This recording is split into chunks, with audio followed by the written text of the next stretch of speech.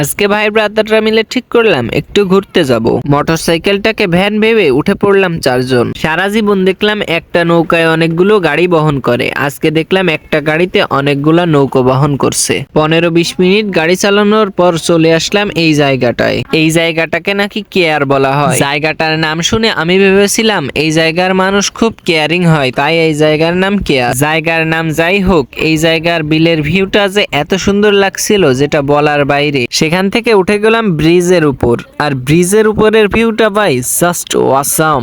এমন সুন্দর ভিউ দেখলে জীবনের সব দুঃখ কষ্ট ভুলে এই জায়গায় থেকে যেতে মন চায়। এই জায়গাটার লোকেশন হলো মোল্লারহাট থেকে 7-8 কিলো দূরে কোদালিয়া নামে একটি বাজার আছে, সেই বাজার থেকে 2-3 কিলোমিটার দূরে এই কেয়ারের রাস্তা। ব্রিজের উপর থেকে নেমে গাড়ির কাছে এসে জানতে পারলাম গাড়ির নাকি তেল শেষ হয়ে গিয়েছে, আর ওইদিকে রোদ দেখতে দেখতে হঠাৎ করে মেঘ করে এসেছে। আসলে কপাল যখন খারাপ হয় তখন একসাথেই হয়। এই পর 2 দিন আমাদের সাথে এমনটাই ঘটে চলেছে। আগের দিন এসেছিলাম ভ্যান নিয়ে মেলা দেখতে, সেইটাও নষ্ট হয়ে গিয়েছিল, আর আজকে মোটরসাইকেল নিয়ে আসলাম, এটারও তেল শেষ হয়ে গেল। সেখান থেকে গাড়ি ঠেলতে ঠেলতে কিছু দূর আসতে না আসতেই বৃষ্টি নামলো।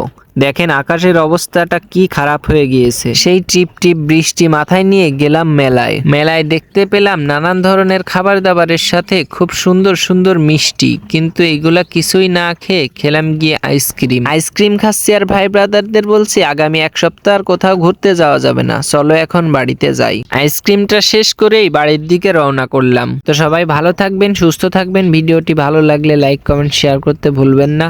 আসসালামু আলাইকুম।